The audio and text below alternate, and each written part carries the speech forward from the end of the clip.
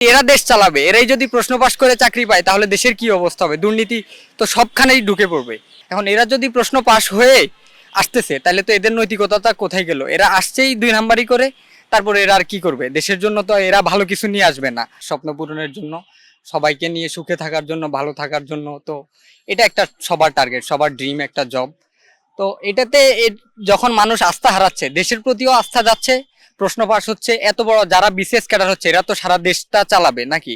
এখন এরা যদি প্রশ্ন পাস হয়ে আসতেছে তাহলে তো এদের নৈতিকতাটা কোথায় গেল? এরা আসছেই 2 নাম্বারই করে, তারপরে এরা আর কি করবে? দেশের জন্য তো এরা ভালো কিছু নিয়ে আসবে না। আর যখন এই প্রশ্ন পাস হচ্ছে, হওয়ার কারণে সবাই যেভাবে দেশের প্রতি আস্থা হারাচ্ছে, সবাই বিদেশমুখী হয়ে যাবে। যারা এত বছর দেশে কষ্ট করে দিন শেষে চাকরি পাবে না, এত কষ্ট করলো বাপ মাকে ভালো রাখতে পারবে না, একটা চাকরি হবে না, তখন তারা দেশের প্রতি আসলে আস্থা রাখবে না।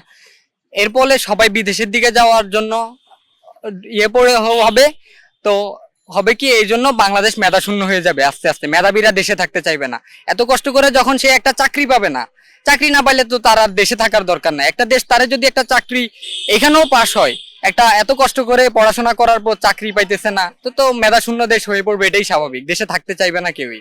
দেশটা ভালো যে যত জায়গা আছে সব জায়গায় এই তো যারা অনৈতিক কাজ করে প্রশ্ন পাস করে টাকার বিনিময়ে ঢুকে পড়বে, মেধাবীরা আর দেশে থাকার কোনো স্বপ্ন দেখবে না।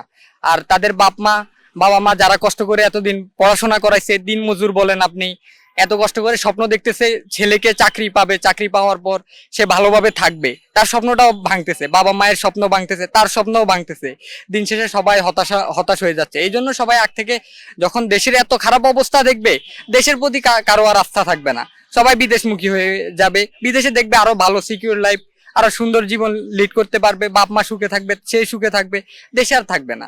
আমি মনে করি যে তাদের আসলে এই যে শাস্তি, সর্বোচ্চ শাস্তি হওয়া উচিত। কারণ তাদের কারণে দেশের যে নীতি নৈতিকতা, মানুষের স্বপ্নভঙ্গ, দেশে যে দুর্নীতি, তাদের জন্যই তো হচ্ছে। এখন তারা যদি বারবার এভাবে পার পেয়ে যায়, তাদের অবশ্যই স্ট্রং লবিং আছে, এই জন্য তারা এত বড় জিনিসগুলো করার সাহস পায়। বারবার যদি এরা পেয়ে যায় তাহলে এগুলা করতে থাকবে, চলতে থাকবে। এই জন্য এদের সর্বোচ্চ শাস্তি হওয়া উচিত, যাতে অন্য সময় কেউ এই ভয়ে, যাতে এমন শাস্তি হওয়া উচিত যাতে এটা আর করার সাহস না পায়।